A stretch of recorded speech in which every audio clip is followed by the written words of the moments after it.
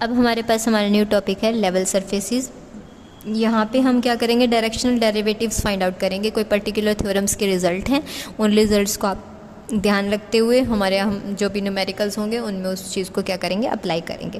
First definition है आपकी, the point level surfaces में the point satisfying an equation of the type phi x Y z is equals to c constitute a level surface in 3D space.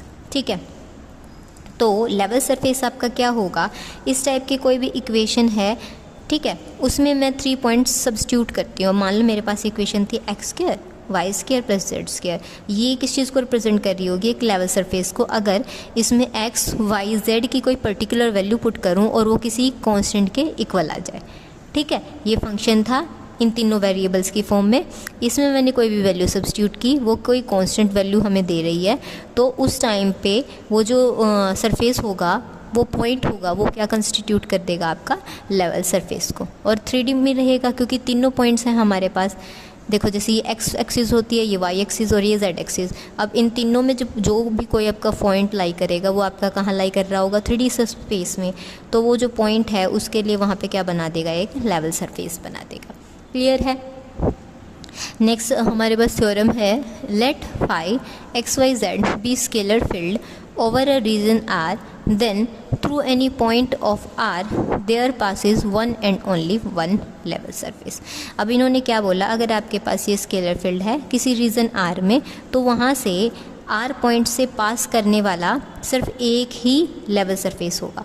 इस result को ध्यान रखेंगे। अगर आपको किसी भी जगह पे इसकी नीड होती है तो वहाँ पे हम इसको यूज़ करेंगे। न्यूमेरिकल पॉइंट ऑफ व्यू से तो इस रिज़ल्ट की कोई नीड नहीं है, बट आपको पता होना चाहिए। अगर कोई भी हम रीजन कंसीडर करके चल रहे हैं, मान लो ये रीजन था, इसमें हमारे पास फाई एक्स वाई जेड कोई भी फील्ड था, ठीक है, तो इस पॉइंट से हमारा सिर्फ एक ही क्या पास कर सकता है, लेवल सरफेस पास कर सकता है। ठीक है, अब अगर आपको बोल दिया जाए कि आपको ज्योमेट्रिकल इंटरप्रिटेशन फाइंड आउट करना है, किसी भी न्यूमेरिकल में बोल दिया जाएगा, तो वहाँ पे आप क्या फाइंड आउट करेंगे, ज्योमेट्रिकल इंटरप्रिटेशन क्या होता है, किसी भी फंक्शन के ग्रेडियंट का नॉर्मल टू द सरफेस, उसके उस सरफेस के नॉर्मल के इक्वल होता है। इसके लिए हम डायरेक्शनल डेरिवेटिव्स की हेल्प से क्वेश्चन को सॉल्व करेंगे। ठीक है, ये रिजल्ट थे बेसिकली, ये दोनों आपके रिजल्ट थे, ये आपकी डेफिनेशन थी। ज्योमेट्रिकल इंटरप्रिटेशन क्या रहेगी, ग्रेडियंट फाई है जो सरफेस पे क्या होगा, नॉर्मल होगा ज्योमेट्रिकल में। तो नेक्स्ट क्या है आपके पास result, the directional derivative of a scalar field phi at a point P x Y Z in the direction of vector A is given by d phi over ds equal होगा आपके एक gradient of phi, साथ में आपके पास क्या आ जाएगा, जो given vector होगा। ठीक है, अगर किसी भी क्वेश्चन में आपको बोल दिया जाए कि आपको डायरेक्शनल डेरिवेटिव फाइंड आउट करना है, तो वहाँ पे आप इस फॉर्मूला को अप्लाई करेंगे। ओके, फाई का with respect to s derivative करेंगे, जो किसके इक्वल होगा, ग्रेडियंट ऑफ फाई, साथ में जो गिवन वेक्टर ए होगा। ठीक है, अब नेक्स्ट थ्योरम है हमारे पास, if n cap be a unit normal to the level surface phi x Y z is equals to c at a point P x Y z and b the distance of P from some fix point A. ठीक है, तो किसी point P से ए तक की distance आपको क्या given है, एन गिवन है। एन कैप वहाँ पे लेवल सरफेस को रिप्रेजेंट करने वाला यूनिट वेक्टर है, और ये क्या है, स्केलर फील्ड है। ठीक है, in the direction of n cap so that delta n represent the element of normal at A in the direction of n cap, then जो हमारा ग्रेडियंट ऑफ फाई है वो किसके इक्वल हो जाएगा, d phi over d n और साथ में एन कैप। इस टाइम पे अगर आपको ग्रेडियंट फाइंड करना बोल दिया जाए तो आप ग्रेडियंट इस तरह से फाइंड आउट करोगे। क्या क्या बेसिक टर्म्स थी, मतलब इस थ्योरम में हमें क्या क्या मिलेगा, हमारा आपको दे रखा होगा फाई फंक्शन वैल्यू गिवन होगी जो भी है लेवल सरफेस का है। ठीक है, एक यूनिट वेक्टर गिवन होगा या फिर वेक्टर गिवन होगा, उससे हम यूनिट वेक्टर आसानी से फाइंड आउट कर सकते हैं, और हमें मिल जाएगी परपेंडिकुलर डिस्टेंस, उनकी हेल्प से हम gradient phi easily find out कर सकते हैं। ठीक है, नेक्स्ट क्या है, show that the gradient phi is a vector in the direction of which the maximum value of d phi over d s occurs. तो इससे हमारे पास ये रिज़ल्ट आता है इस थ्योरम से, यानी जो मैक्सिमम वैल्यू होगी d phi over d n की वो किसके इक्वल होगी, ग्रेडियंट फाई के मैग्नीट्यूड के। अगर आपको क्वेश्चन में बोल दिया जाता है आपको d phi over d n की मैक्सिमम वैल्यू फाइंड आउट करनी है, तो वहाँ पे आपको क्या फाइंड आउट करना होगा, ग्रेडियंट फाई का मॉडुलस। ठीक है, मॉडुलस हम इजीली फाइंड आउट कर सकते हैं किसी भी वेक्टर के लिए।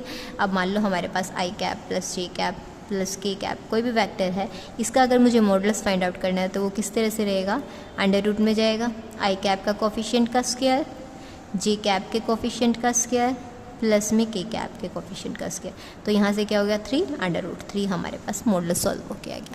क्लियर है हमें मॉडुलस किस तरह से सॉल्व करना है। नेक्स्ट आ जाते हैं, अभी तक जो पीछे थे ना वहाँ पे हमें एक तो स्पेशली ध्यान रखना है आपका डायरेक्शनल डेरिवेटिव का जो रिज़ल्ट था, यहाँ से ग्रेडियंट फाई का, और जो मैक्सिमम वैल्यू है डी फाई ओवर में डी एन की, इसका रिज़ल्ट। ये 3 रिज़ल्ट हैं जो आपके न्यूमेरिकल्स में एप्लीकेबल होंगे। ठीक है, इसके बाद आता है आपके पास इक्वेशन ऑफ टेंजेंट प्लेन। अब यहाँ पे क्या है, रिज़ल्ट ही देख लेंगे हम साथ में। कैपिटल एक्स माइनस में जो भी वैल्यू गिवन होगी पॉइंट की, curl phi over curl x, function given होगा हमें एक्स वाई जेड। जैसे वहाँ था ना लेवल सरफेसेस की बात में कर रहे हैं, तो लेवल सरफेस के लिए इक्वेशन गिवन होगी आपको। एक पॉइंट कंसीडर कर रखा है यहाँ पे on the surface, and Q capital point, capital letter से रिप्रेजेंटेड पॉइंट है, be any point on the tangent plane. ये तो सरफेस का पॉइंट है, ये टेंजेंट का पॉइंट है, तो इक्वेशन क्या होगी, टेंजेंट वाले पॉइंट में माइनस कर देंगे सरफेस वाले पॉइंट को, और साथ में हमारे पास आएगा curl phi over curl x. Similarly y के लिए रहेगा, सिमिलरली जेड इक्वल्स टू क्या हो जाएगा 0। तो अगर आपको टेंजेंट प्लेन की इक्वेशन राइट करनी है तो वहाँ पे सरफेस का पॉइंट गिवन होगा, टेंजेंट प्लेन का पॉइंट गिवन होगा, और फंक्शन की वैल्यू गिवन होगी। उनको यहाँ सब्स्टिट्यूट करेंगे। अगर रिजल्ट 0 के इक्वल आ रहा है और उसको 0 के इक्वल पुट कर देंगे, रिजल्ट 0 के इक्वल आएगा नहीं, हमें क्या करना पड़ेगा, उसको 0 के इक्वल पुट करना है। वहाँ से हमारे पास क्या आ जाएगी, एक इक्वेशन आ जाएगी, वो आपकी क्या होगी, इक्वेशन ऑफ टेंजेंट प्लेन। ठीक है, ये तो टेंजेंट प्लेन की इक्वेशन थी। अगर हम नॉर्मल की इक्वेशन के बारे में बात करते हैं तो यहाँ क्या होगा, capital X minus x over में curl f over curl x, sorry curl phi over curl x equals to capital Y minus में y divided by curl phi over curl y. Means यहाँ पे प्रोडक्ट में चल रहे थे ये derivative और ये पॉइंट्स, और यहाँ पे क्या जाएंगे, पॉइंट्स तो ऊपर आएंगे, आपका न्यूमरेटर बनेंगे, और जो डेरिवेटिव्स थे वो आपका कहाँ जाएंगे, डिनोमिनेटर में।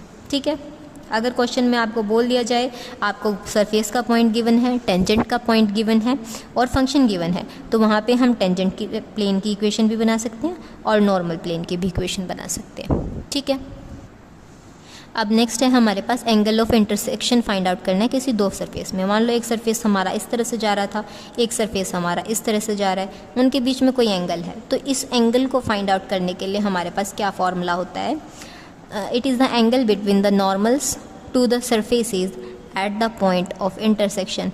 पॉइंट ऑफ इंटरसेक्शन पे जो नॉर्मल्स ड्रॉ करेंगे दोनों सरफेसेस से हम, उनके बीच में बना हुआ एंगल जो क्या कहलाता है हमारा एंगल ऑफ इंटरसेक्शन। वो किस तरह से फाइंड आउट करेंगे हम, cos थीटा इक्वल होगा हमारा ग्रेडियंट ऑफ फाई 1 मल्टीप्लाई में ग्रेडियंट ऑफ फाई 2 और डिवाइडेड बाय में इन दोनों को क्या आ जाएगा, मॉडुलस। ठीक है, क्लियर है, हम इस तरह से हमारा क्या कर लेंगे, एंगल फाइंड आउट कर लेंगे। अब आगे कुछ हमारे न्यूमेरिकल्स हैं। न्यूमेरिकल्स किस तरह से रहेंगे हमारे, फर्स्ट एग्जांपल है हमारा, find unit normal vector to the surfaces x⁴ minus 3xyz plus z square plus 1 equals to 0। अब यानी हमें ये क्या गिवन है, 5 गिवन है xyz की फॉर्म में। ठीक है, एट द पॉइंट, इस पॉइंट पे गिवन है, तो हमें यहाँ क्या फाइंड आउट करना है, unit normal vector. Normal vector हमें फाइंड आउट करना है, किस तरह से करेंगे, पहले तो हमने क्या कर लिया, यहाँ पे फाई निकाल लिया है। अब यहाँ क्या किया हमने, ग्रेडियंट, ग्रेडियंट हमें निकालना आता है, अभी पीछे एक्सरसाइज में हमने सॉल्व किया है।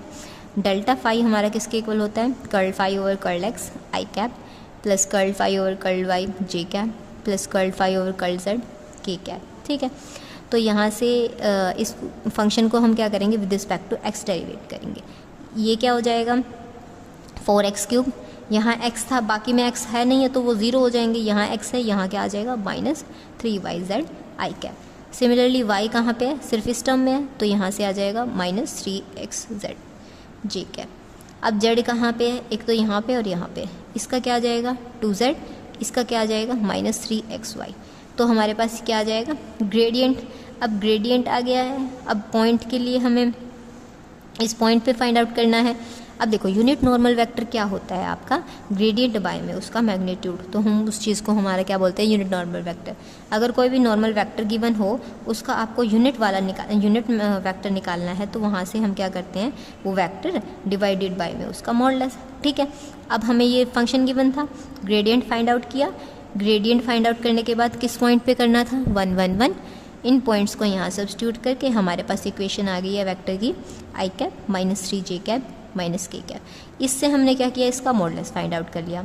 अंडर रूट में इसके कोफिशिएंट का स्क्वायर, इसके कोफिशिएंट का स्क्वायर, इसके कोफिशिएंट का स्क्वायर इक्वल है √11।